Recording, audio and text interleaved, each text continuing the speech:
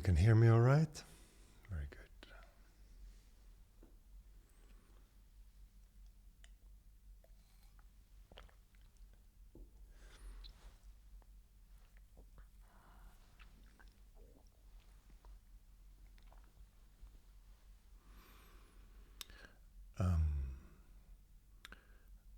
We are moving these satsangs to a new location next week. For you who participate online, there will hopefully be very little difference. But for all of you that come here, we will be at Ashtanga Yoga Shala, and it'll be a part of their little family. And there are several reasons for this. I wanted to be in a space where it feels easier to come than to come to my home. I know that some people feel discouraged by that, even though it's very cozy. But also to be a part of a little yoga studio with other teachers, and they have kirtan, and they have all kind of beautiful things there. And Osa, who runs the studio, is very, as you know, she comes to these classes herself, and she's also very much thinking in a holistic view of yoga and meditation, and dares to take on things like Vedanta, which is, I know that not all yoga teachers are that open to. So there's a lot of support there. So this, to me, is very important. And because of that, we're going to have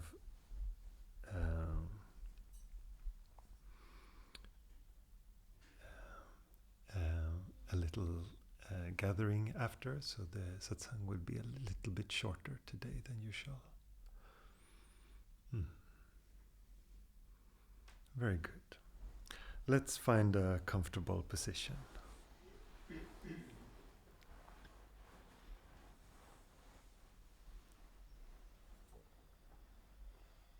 Close your eyes.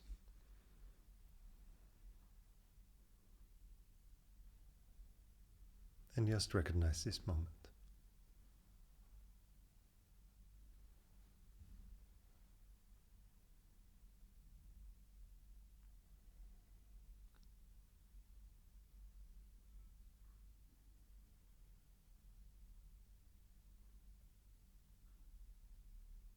Move from your usual identification to be entangled in the world and all the doing, and now you come back to this witnessing quality, noticing the present.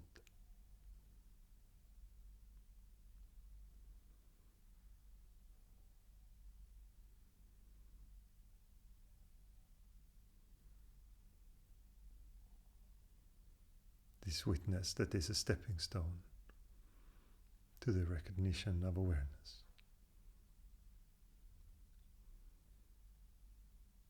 To break free from the identity. The identity trap that most are entangled with.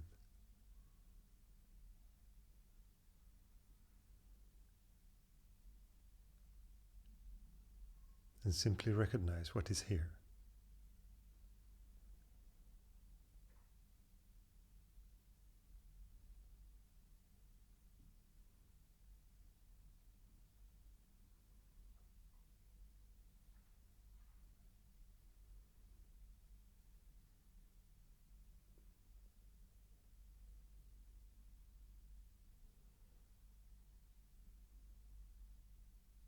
You don't have to become anything.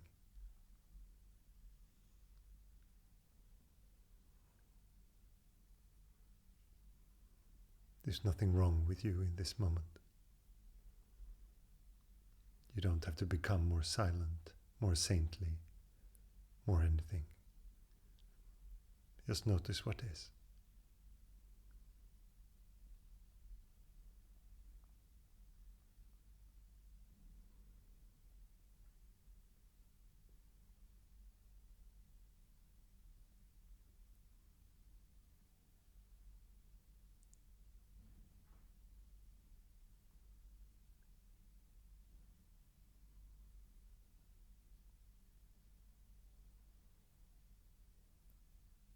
See the quality of recognizing now.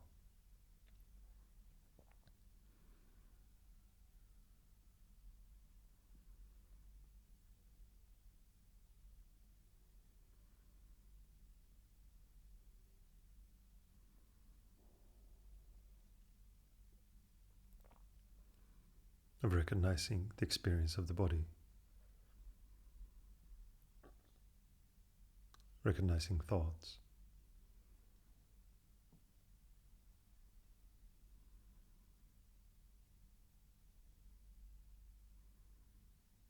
and see that the quality of observing all this makes it settle.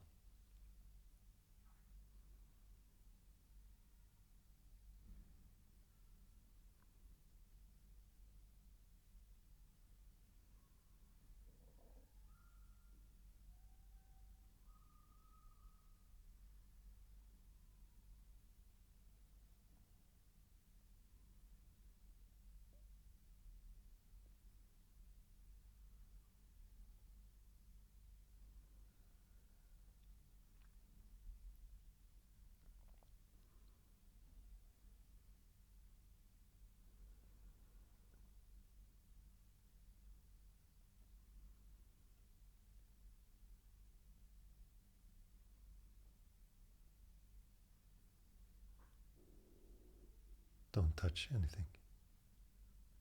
Don't touch thinking. Just notice.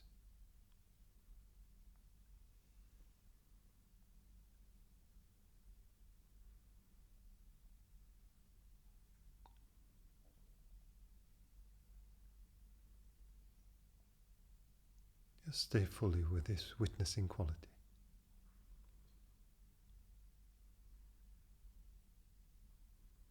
The recognition of emotional content, attitudes,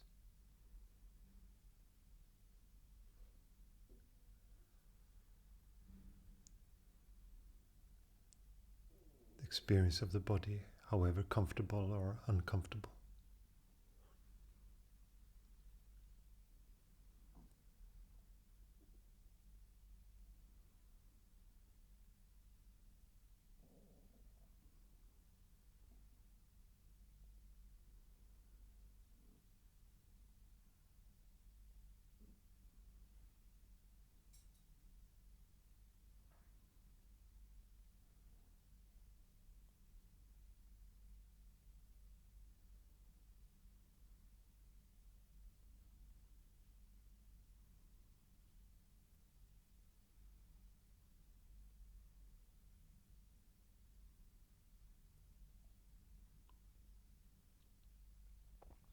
Stay in complete awareness, alertness.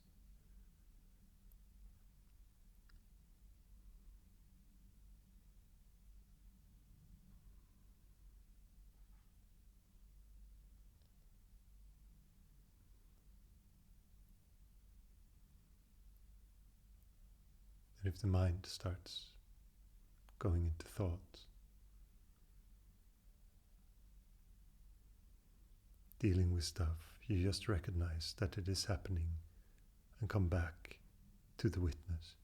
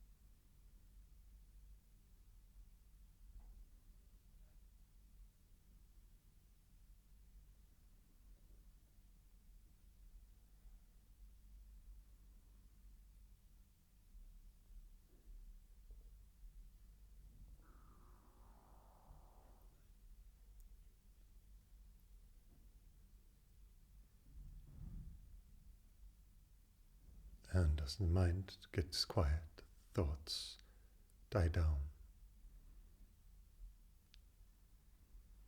You recognize the more subtle experience of the body.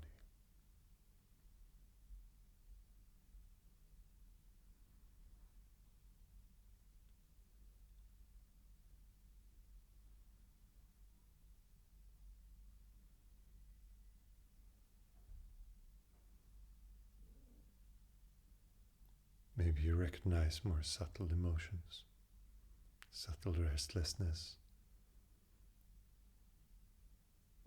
subtle striving.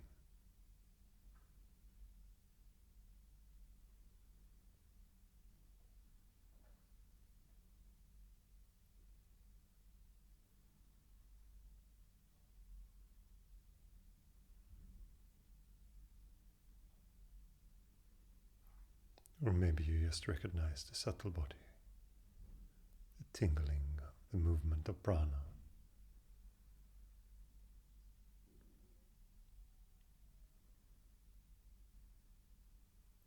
The subtle activation along the spine.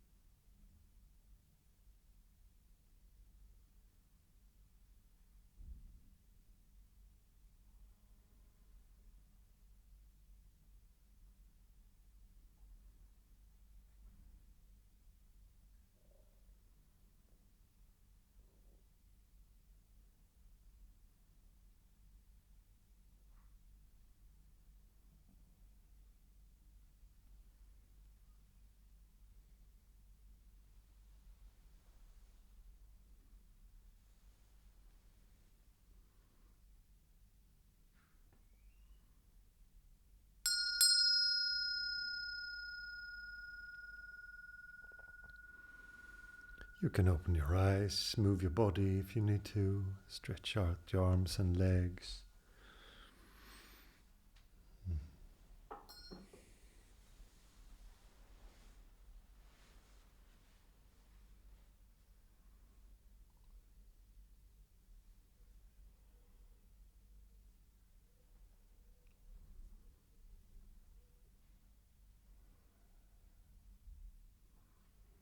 There is always a surprise that comes in meditation, that comes from that you think that you know what reality is.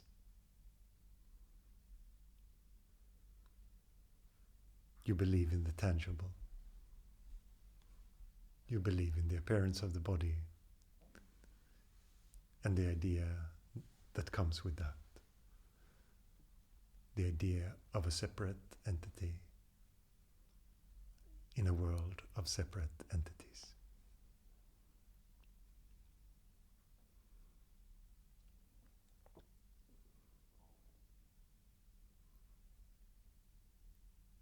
And this veil might not be the first that it is lifted.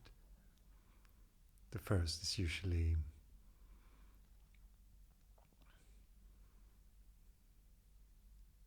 that you understand that you're almost in a constant trance. A trance caught in the emotions, in thoughts and beliefs, and that is how you look at the world. And the more you observe this, the more you recognize it in yourself, you will also see it in others.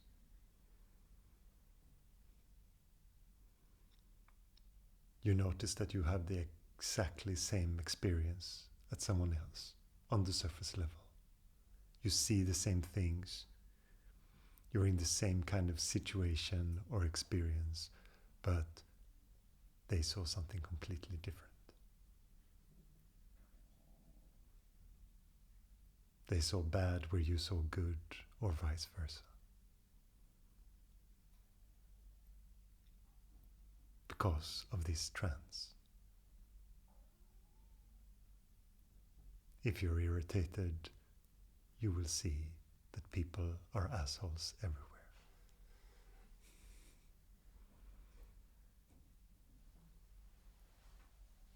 And the opposite is also true. If there is space, spaciousness, and love, you will see that, even when someone is an asshole.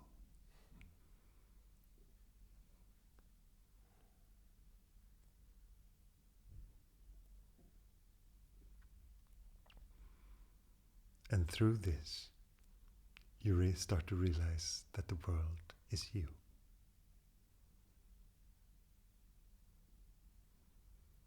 Whatever you take yourself to be is the world.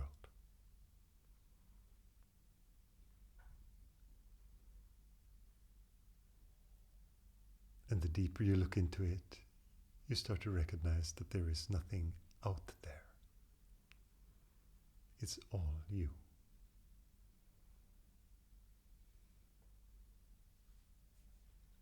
And this is really, really good news.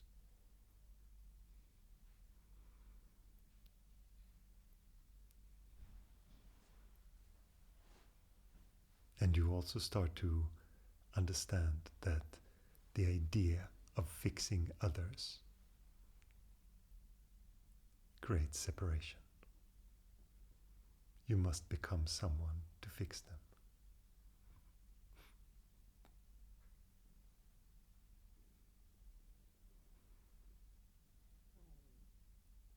And that the greatest recognition is that the change that is in you is everywhere. You start to understand that the perspective that you are blind to your own experience works in your favor.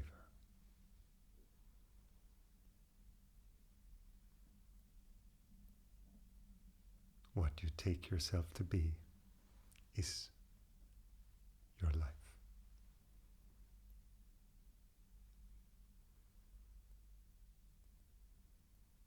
And when there is no friction, the world feels easy. Because that is what you bring to the world. And when you're caught in duality, you will create more duality. It's not really a nice truth.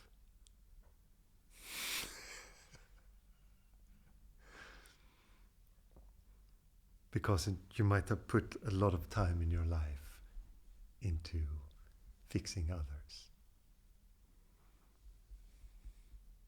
controlling and correcting them.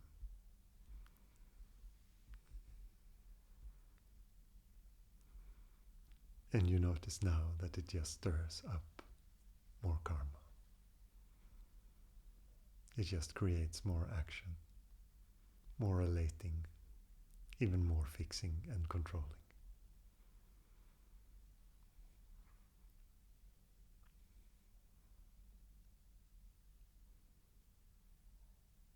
And the recognition of freedom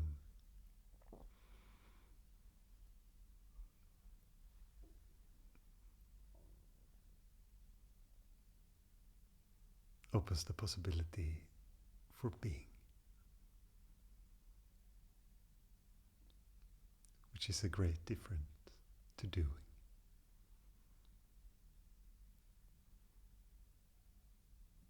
But most people are not as they are.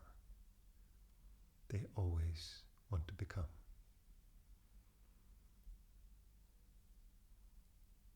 They always want more.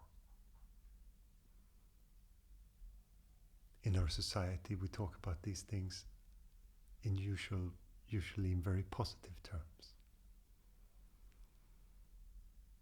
People call it the beauty of ambition.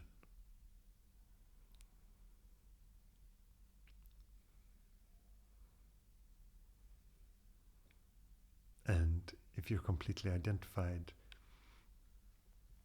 with yourself as a person, that feels like a positive thing, because it develops the person. And maybe for a while it is needed to become better, needed to feel a sense of purpose, a sense of healing. For the identified mind, all of these things are relevant.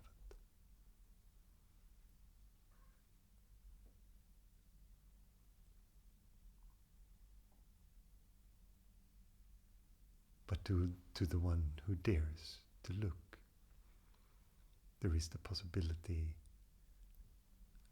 of being. And if you have touched it at some point, you understand its potential. Maybe it's just a memory now. Maybe it's normal to you.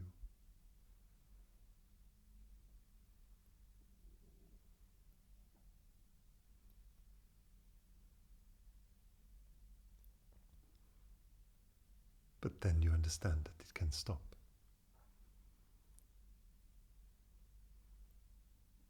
And with it, I mean dukkha, the suffering of not feeling satisfied, of always looking for the next thing.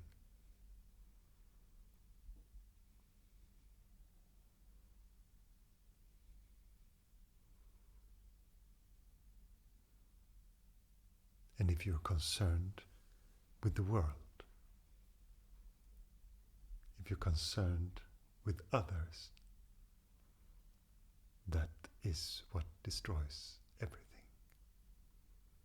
Everything dark, all the wars come from dukkha, to not feel satisfied with what is. To not embrace this moment as it is.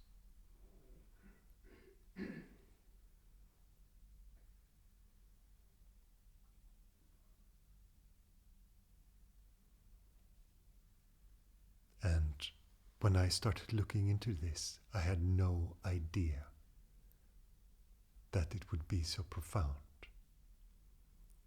I thought I found a way to perhaps feel a little bit better, to feel a little bit more happiness in my life, to have a little bit less anxiety.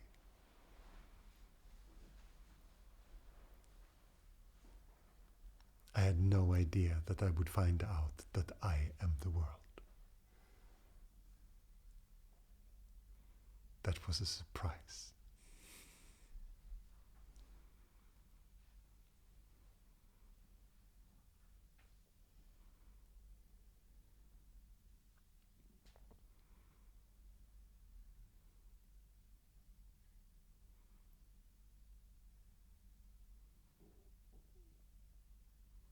I never thought that the most important aspect of my life I would refer to as God. We can call it awareness, we can call it something else, the universe, life itself, whatever you like.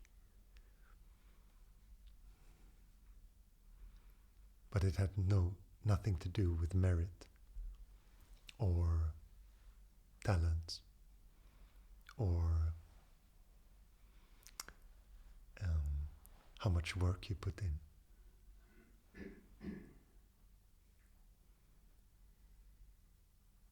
It just had to do with recognizing that you are.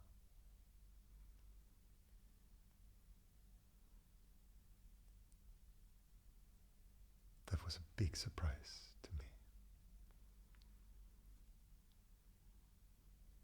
Even though I heard teachers talk about the present, I thought of it more like a philosophy. I didn't understand that what they were pointing at was this.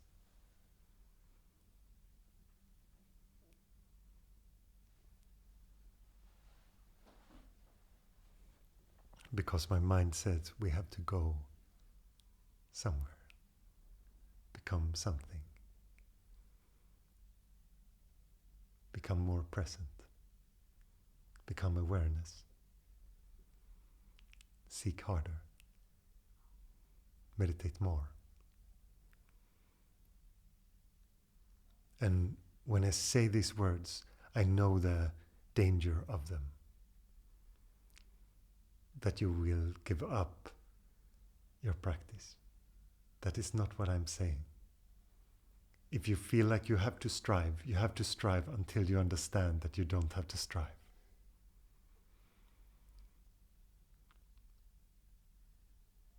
You have to move as close to beingness as you can. Which is ridiculous, because you're already it. But as long as you believe something else, there will be this drive. And this bitter, very identified giving up the search because there is no point to it, that has infected so many people's minds, is not helpful. We have to understand that we play the ego's game if we move from hope to hopelessness. That is the domain of the ego. It wants to play on that playing field. But if we want to talk about what is true, there is no hope or hopelessness. There is just this.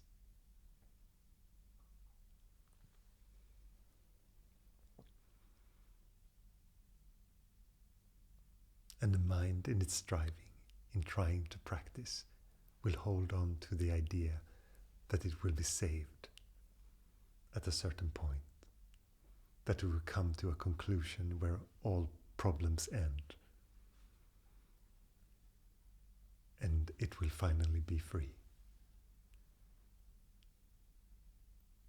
I think this is what most seekers feel. Even though they might say, yes, but intellectually I understand that it's not really like that. But there is still this pull. There's still the idea of a goal achieved by the ego.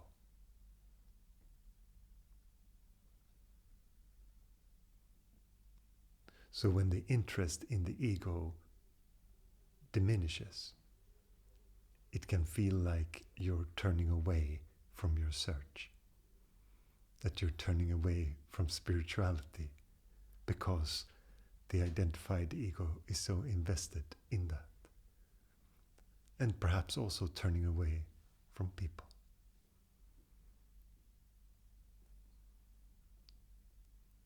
On the surface level of identification, it feels less like things are now less personal. There's more space. But also, you don't really know what you are. This is the beauty of that openness. That is the ending of identification. That there is just space. You might lose your sense of holding the facade up, of holding being protected all the time? Do you feel like, what is there to protect?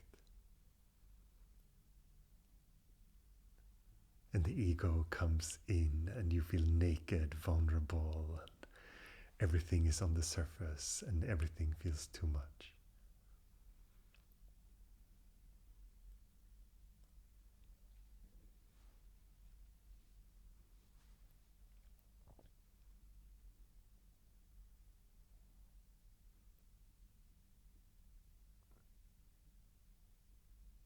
This is here to show that there is only space.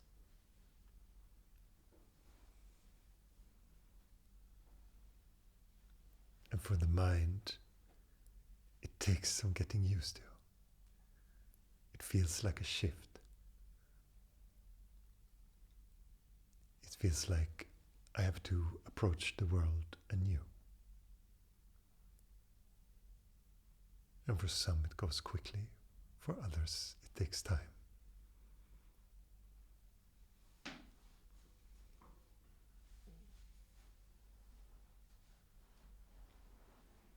And maybe you won't even recognize it until you start to be put into a small shape again.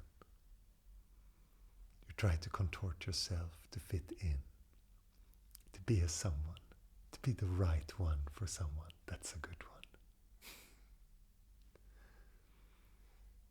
And your world gets small, and it feels so tight. Like someone is strangling you really, really, really slowly.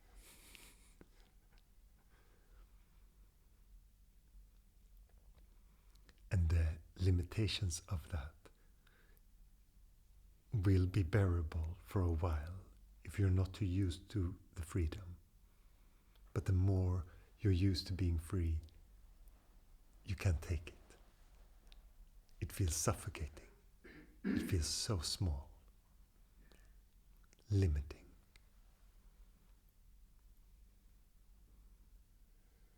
So you will break free.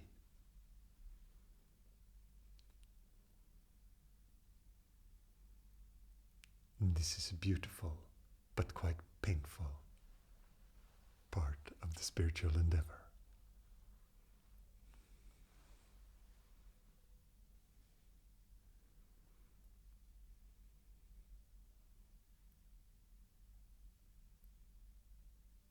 When the ego, the image of the ego start to have cracks in it.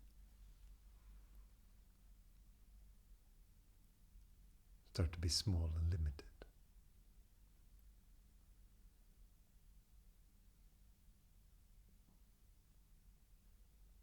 Starts to become unacceptable.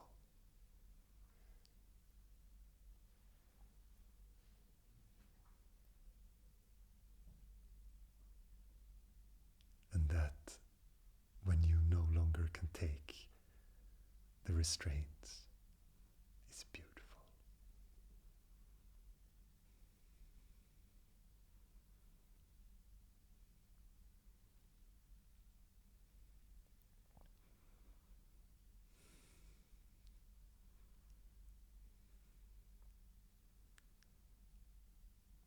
It's so spacious, so vast.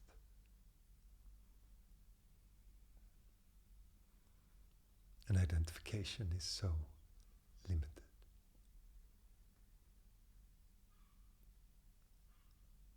Because identification always have rules. There's always a relatable little area where identification can stay.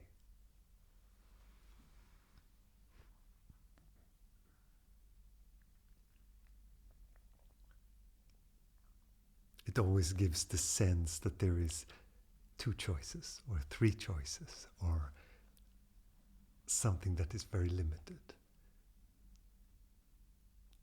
The ego says things like, I have to tell this person that that I reached my limit now, or else I will be in this situation where my limits are always overrun and I have no self-worth. It's always like that, black and white. But the dynamics of beingness is much more than that. It's much greater than the ego, because it just happens as it happens. If limits needs to be set, limits will be set.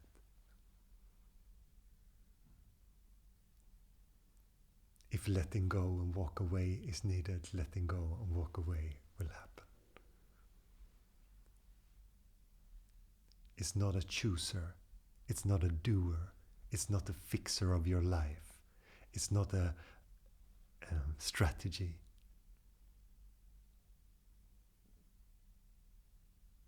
It's the natural happening of things.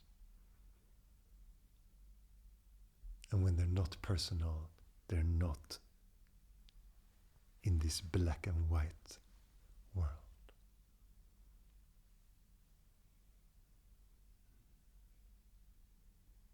Then space can be allowed to breathe into it. The space that comes with silence.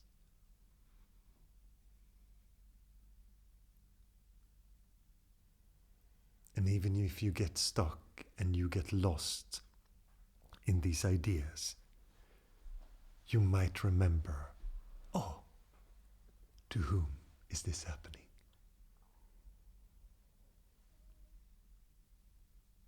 And if you don't believe so strongly the image of the ego, you will at once see the cracks again. Cracks. There is space, there is spaciousness, and suddenly the black and white idea of karma, of your doing, is gone.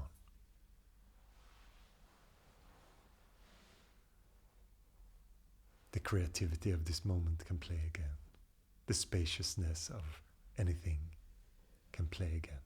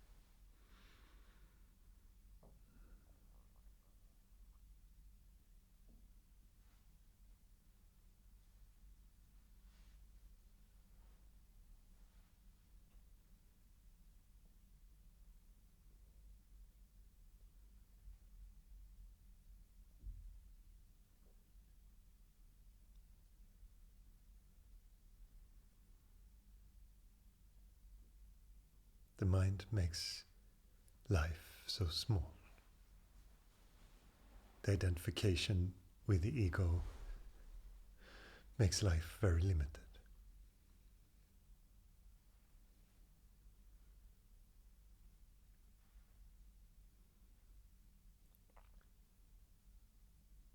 There's so much space in just being.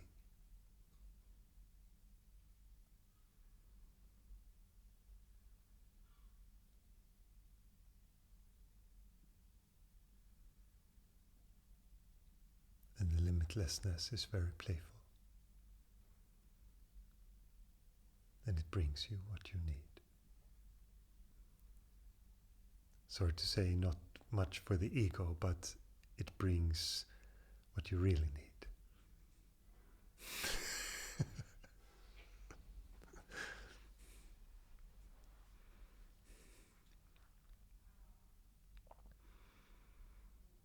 Even if it might be a broken heart or big challenge.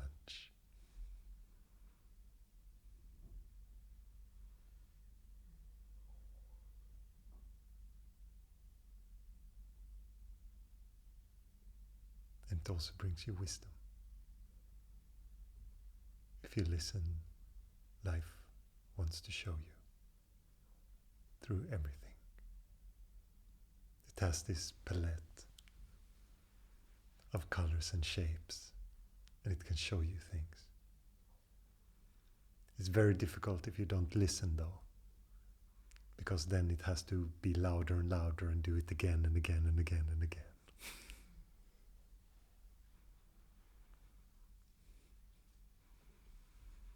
And you might still say, why is this happening to me all the time? Why is this happening again?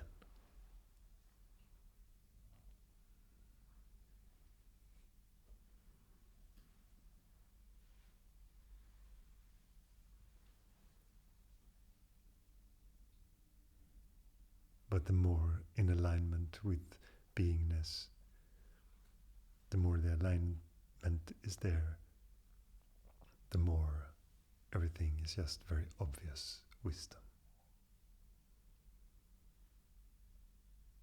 And the more spaciousness is there,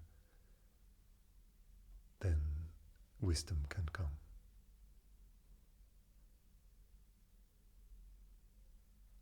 And strange things.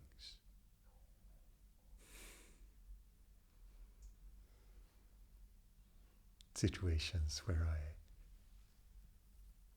meet my guru in another part of India by chance. And he tells me, I see you soon.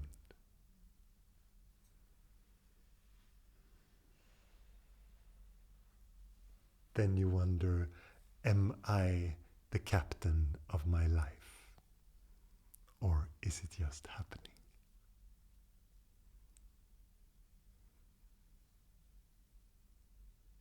And if someone is in tune with it, then they can just see, this is what is happening.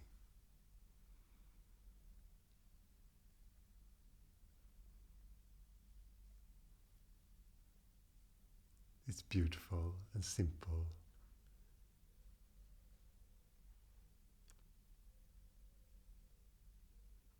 And also in that, it shows that you can relax into it.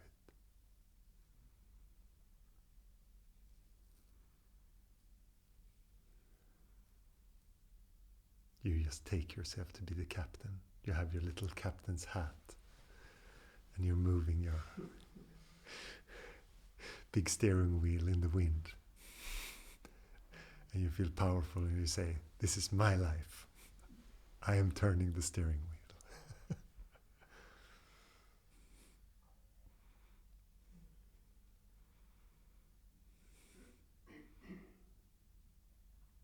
And it's so much more peaceful to just sit in meditation on the deck and enjoy the ride.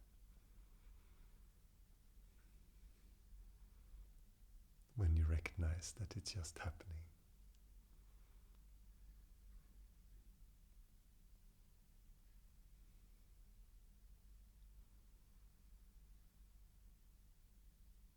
I heard a woman who said, but if I'm just gonna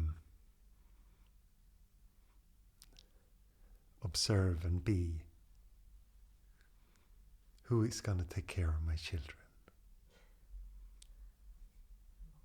And she asked, she was putting this question to Papaji, and he said, who is taking care of them now? It's not you. It's beingness itself. It's awareness moving through you, happening. You were never the owner.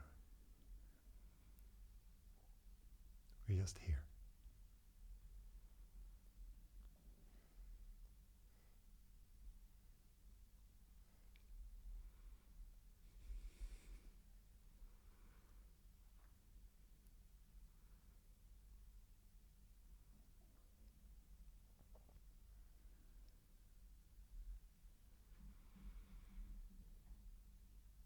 Is there any questions today? Yes, Rebecca has a question. Do the same actions happen if you are at the steering wheel with your captain's hat and if you are meditating on the deck, does the boat still take the same course? Is there two parallel experiences at once? What do you mean? Is there more than one now? You ask me if there's more than one Now. experience have? Yes. Is there more than one now? Because to put it, the hypothesis that you put forth, there has to be two nows in parallel. One where you believe that you are a someone, and one where you believe that you're not someone. Right? The moment will happen as it happens. And if there is identification with the ego, the moment will happen according to that. And awareness changes everything. So if that is what you mean, it is completely different experience. But on the surface, it can look like the exact same thing.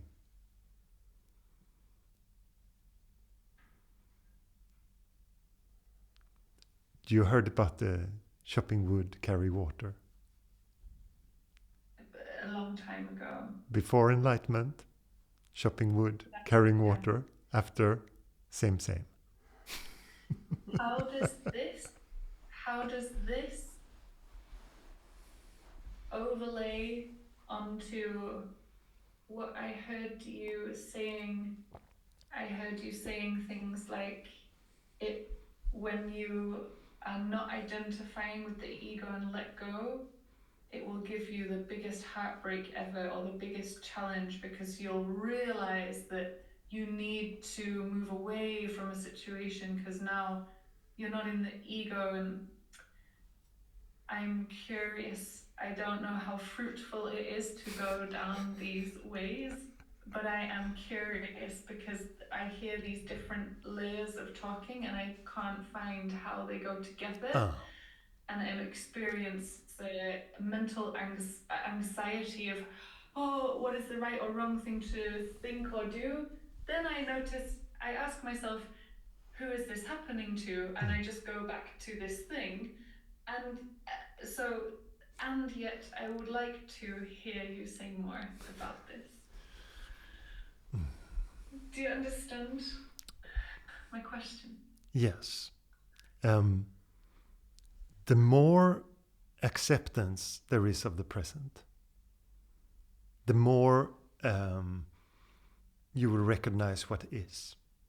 And when I said that it can be a big shift, it is because perhaps you put all your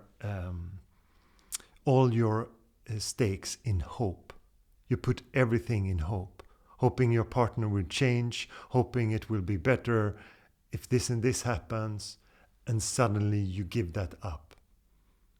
I think that was the context I talked about those things.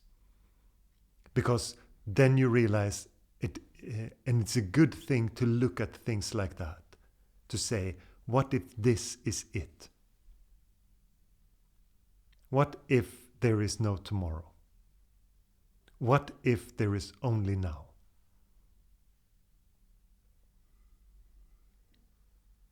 Have I told all the people that I find dear to me that I love them? Am I living like... Am I honest with things, or am I just hoping for a better future? That is the context of that. That is just a challenge for the identified mind to see what is.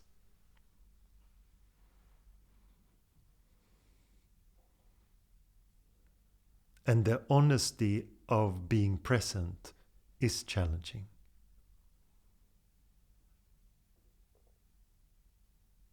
It can be brutal because you can put so much of your life into the hands of that hope, into the ideas of future.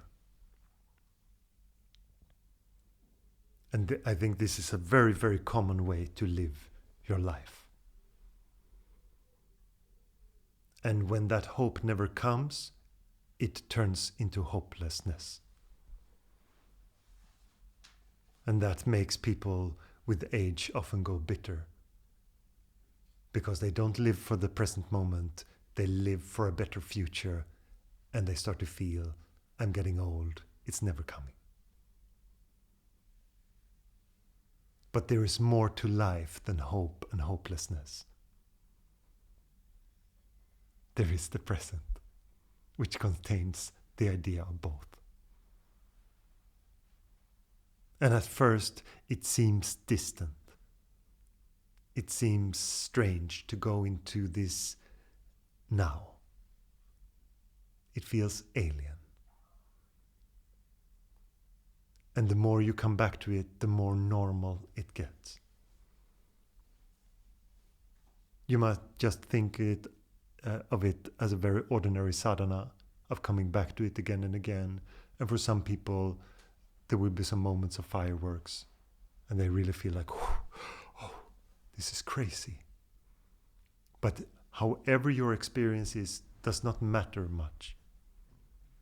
But if you come back to it, it will change your view of everything. You will notice that the boat does not need a captain to go. And you will even, like when I met my teacher, meet people that says, I know where the boat is going. See you when you arrive in this at this shore. Okay.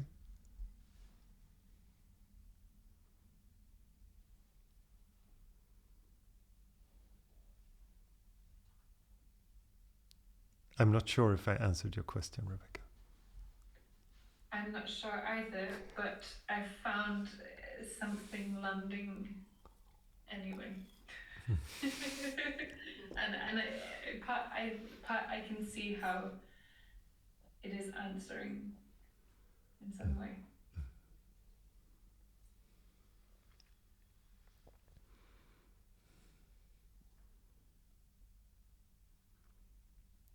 Because two things can be there at the same time. There can be great turmoil and great peace at the same time.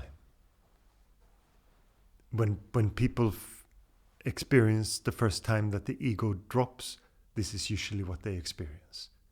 It feels like complete chaos. You don't know what is what, you feel completely lost, but there's a beautiful ocean of freedom and silence at the same time.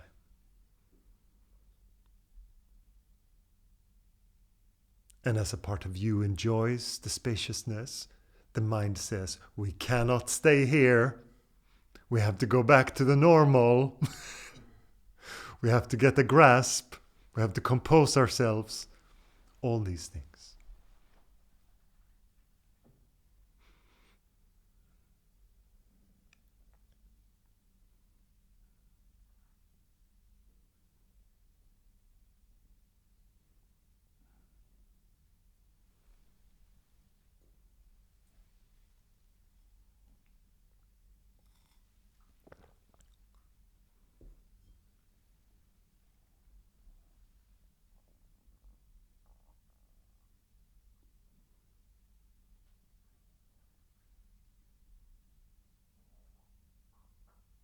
Anyone else?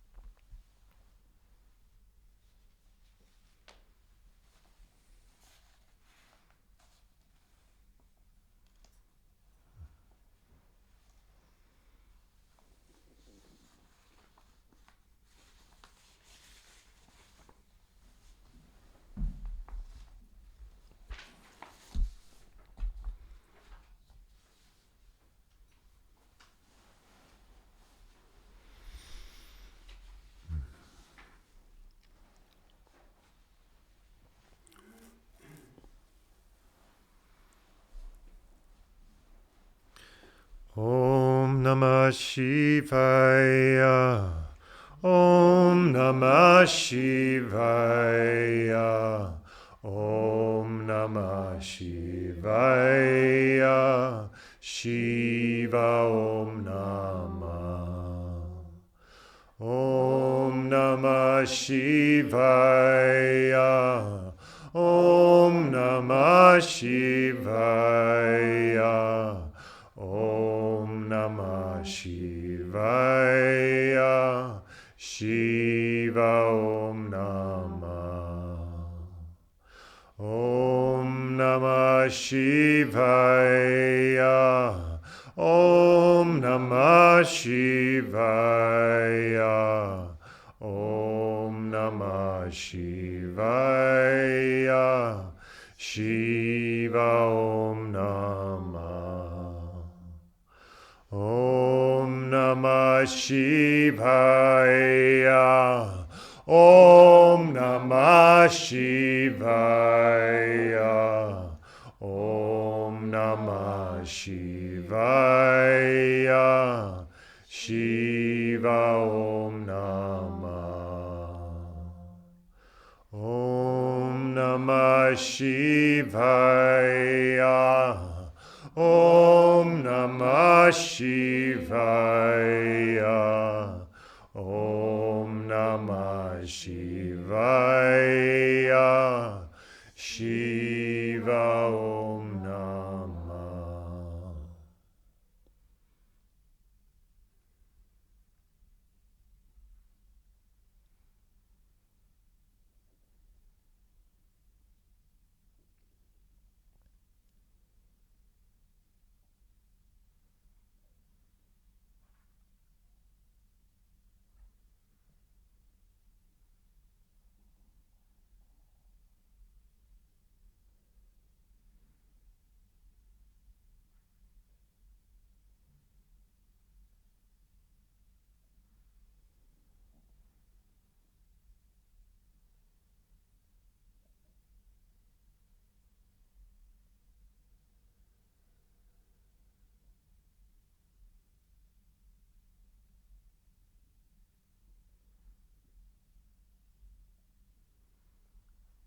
May everyone see beyond the trance of the mind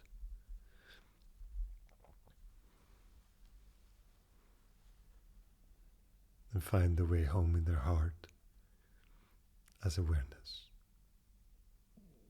recognizing that life is,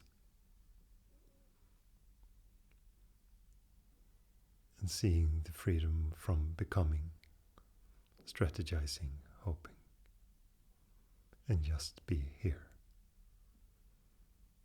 in this moment as it is, in full acceptance and love. Om Shanti, Shanti, Shanti.